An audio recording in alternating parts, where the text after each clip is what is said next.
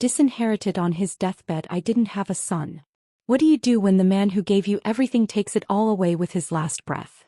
For 30 years I was Julian Vance, the sole heir to the Vance industrial fortune. My destiny was forged in steel and spelled out in billion-dollar contracts. I admit I was the worst kind of spoiled. My life was a blur of fast cars I didn't own, beautiful women I didn't know, and a sense of entitlement as vast as our corporate holdings. I was the Prince Regent and I was just waiting for the old king to die. I thought his death would be my coronation. Instead, his final words, "I don't have a son," were my execution. He didn't just leave me with nothing. He left me with a single burning question that would unravel a 30-year-long lie and expose a secret that had been hiding in plain sight all along. The heart monitor in room 3B beeped a slow, tired, metronomic rhythm. For 3 days, it was the only sound in the sterile white room besides the whisper of the ventilation and my own impatient breathing. It was a sound that was starting to feel less like a measure of life and more like a countdown timer for mine to finally begin. My father, Arthur Vance, a man who once commanded boardrooms with a glance and built an industrial empire from steel, sweat, and the sheer force of his will, now lay as a frail, sharp-angled outline under a thin hospital blanket. His skin was the color of old parchment, stretched taut over a face that had become a skull. I stood by his bedside, playing the part of the loyal son keeping vigil. That's what the world expected, what the board of directors expected, and what the nurses with their pitying looks expected. I was Julian Vance after all. Appearance was everything.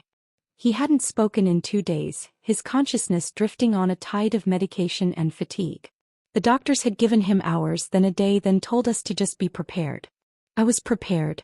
I'd been preparing my entire life. Then his eyes fluttered open. There was no gentle return to awareness. One moment they were closed, the next they were open, and they weren't hazy or confused from the morphine. They were sharp, cold, and possessed a terrifying lucidity. They pinned me to the spot 3 feet from his bed. A lifetime of inadequacy washed over me under that gaze. His lips, dry and cracked like parched earth, parted with a faint, papery sound. He summoned the last of his formidable strength, not for a tender farewell, not for a final piece of wisdom, but for 5 words. 5 words that he wielded like a blade, severing me from my past, my present, and my future. 5 words that detonated my entire world. I don't have a son.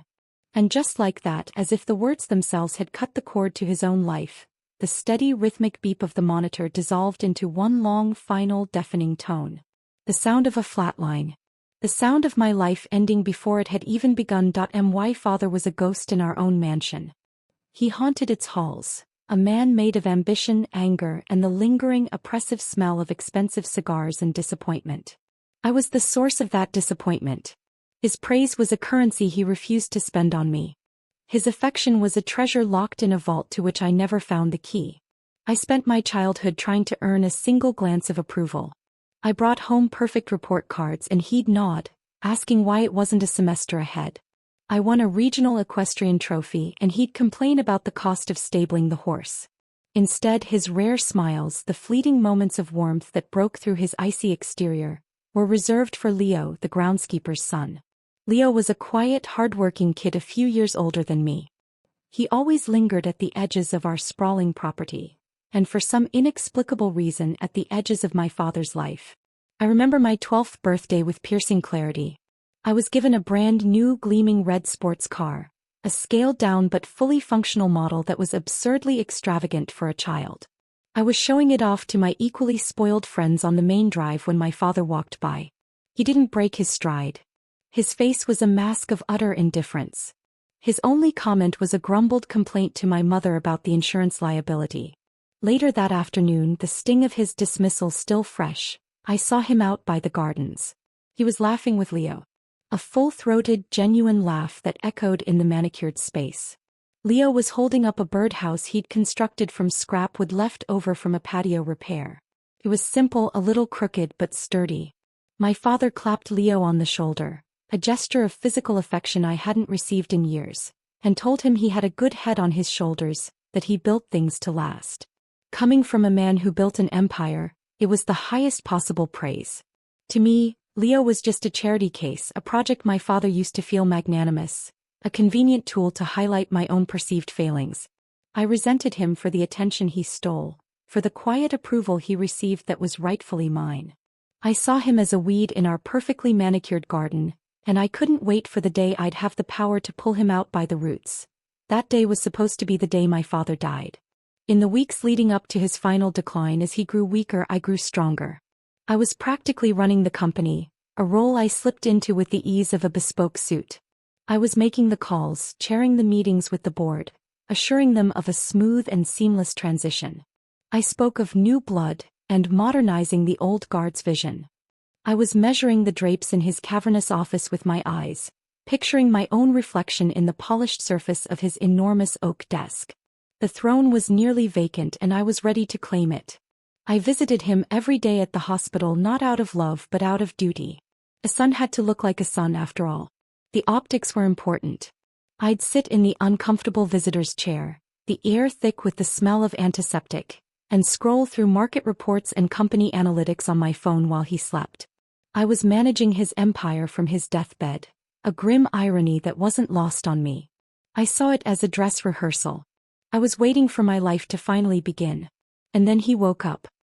He looked right through me as if I were a stranger who had wandered into his room by mistake. "I don't have a son." The words weren't filled with rage or senile confusion.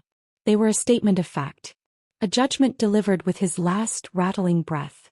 As the doctors and nurses rushed in, a flurry of blue scrubs and quiet urgency, pushing me aside, the phrase echoed in the sudden horrifying silence of my skull. It was a denial of my entire existence. My father hadn't just died. With his final act, he had tried to erase me.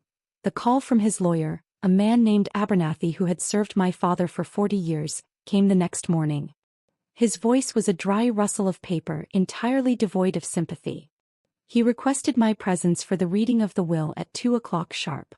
As he was about to hang up, he added with what I now recognize as deliberate precision, "Mr. Leo will also be in attendance."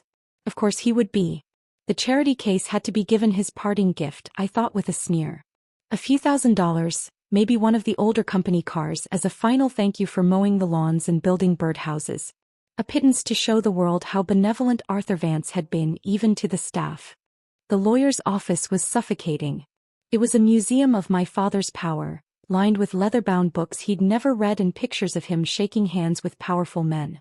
The air was thick with the smell of old paper, lemon polish, and judgment.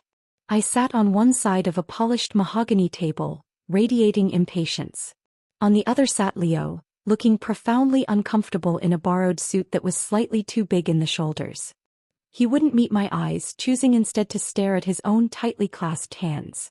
Abernathy cleared his throat, a loud, theatrical sound in the quiet room. He put on a pair of reading glasses and began to read the last will and testament of Arthur Vance. The legal jargon washed over me. A litany of trusts, bequests to distant cousins, donations to museums. I feigned interest, waiting for the main event. Then he got to the point. "To my son," he read, and I physically leaned forward, a triumphant smirk already forming on my face. This was it. The coronation. "Leo." The room went silent, but for the frantic pounding in my ears. I was certain I had misheard. A joke. A cruel final test from the old man. But Abernathy continued, his voice a monotone drone that was delivering my execution. "To my son Leo I leave the entirety of my estate. Vance Industries, including all shares and controlling interest. All properties real and personal. My complete stock portfolio, and all liquid assets. I leave him the legacy he helped me build through his character and the future he has earned through his integrity." My breath caught in my chest. He kept reading. Clause after clause, billion after billion, it all went to Leo. The groundskeeper's son. The sprawling mansion, the penthouse in the city, the fleet of cars, the company I was supposed to lead. Everything. It was all his.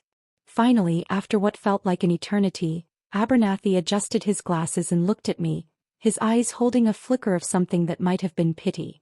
"To Julian," he read, and I could feel the bile rising in my throat. "I leave the small box held in my personal safe and the following words. The truth will cost you everything, but it is all you deserve." That was it. My entire inheritance. A box and a riddle. I snapped. A primal roar of disbelief and fury tore from my throat. I shot out of my chair, the heavy wood scraping violently against the floor. I screamed at Abernathy, calling him a fraud, a doddering old fool who was complicit in this theft. I turned on Leo, my face inches from his, spitting with rage. I accused him of being a con artist, a parasite who had whispered poison into a dying old man's ear. Leo just stood there, his face pale and stricken, and whispered, "I'm sorry, Julian. I didn't know. I swear I had no idea." His pity, his genuine heartfelt sorrow for me, was more insulting than the disinheritance itself. I stormed out, slamming the heavy office door behind me, leaving my entire life behind in that suffocating room. My entire life was a lie. My inheritance, my name, everything was snatched away in an instant. What would you have done in that moment? For me, the only thing left was to find out why I drove back to the mansion, the place I had called home my entire life, knowing I was now a trespasser. A ghost. In a fit of pure, unadulterated rage, I went to my father's study, the one room I was rarely allowed to enter. I found the small locked box on his desk. It wasn't ornate or valuable. It was a simple plain wooden thing. I didn't have a key, so I smashed it against the stone fireplace with guttural force until the cheap lock gave way. Inside, nestled in worn velvet, was a single, black USB drive. No note, no explanation. Just that. My hands shaking with a mixture of rage and dread, I plugged it into my father's desktop computer. A single video file appeared on the screen. The file name was The Truth. I clicked it. My father's face filled the screen. He was in his study, looking gaunt and sick, but his eyes were the same ones I saw in the hospital. Sharp and clear. He looked directly into the camera as if he were looking right at me, across time and through the veil of death itself. "Julian," he began, and his voice was steady, imbued with the cold authority I knew so well. "If you are watching this, it means I am gone and you have been left with nothing but questions. You believe you are entitled to my fortune. You are not. But you deserve answers. Not because I owe you anything, but because the truth is a debt that has been outstanding for far too long." He took a slow, deliberate breath. "Your mother and I had a difficult marriage. It was a merger, not a romance. Two powerful families uniting.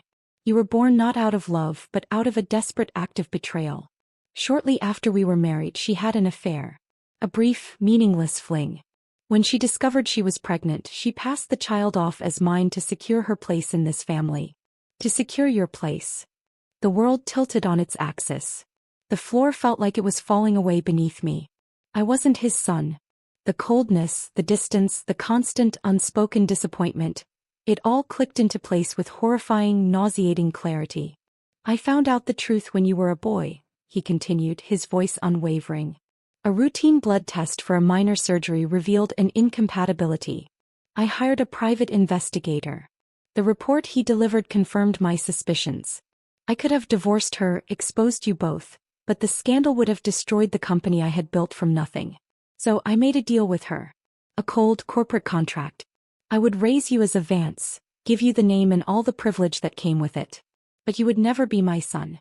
You were a living reminder of your mother's deceit, a symbol of my own failure, and I could never ever bring myself to love you. I felt like I couldn't breathe. My entire identity was a sham, a business arrangement. A 30-year-long performance. But he wasn't finished. But life has a strange way of balancing the books," he said, a flicker of something new, something akin to warmth, in his eyes. "While my marriage was a lie, I found a truth of my own. I fell in love. A quiet, honest love with a woman who wanted nothing from me. A woman who worked on our grounds. Your groundskeeper's wife, Elena." My mind flashed to Leo's mother, a kind, quiet woman who always had a warm smile and dirt under her fingernails. A woman I barely noticed. "Leo," my father said, and his voice finally cracked, a fissure in the granite. "Leo is my son. My biological son.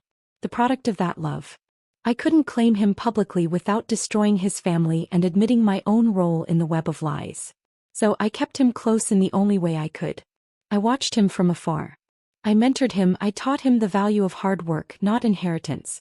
I watched him grow into a man of integrity and strength, a man who builds things to last. In my will, I have finally given him the birthright that you have so arrogantly claimed your entire life."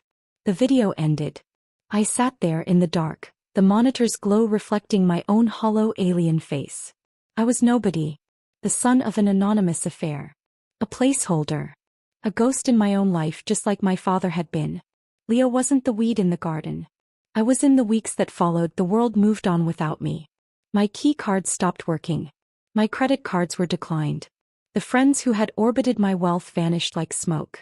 I was evicted from the mansion, a security guard I'd known for years unable to meet my eyes as he escorted me to the gate with a single suitcase.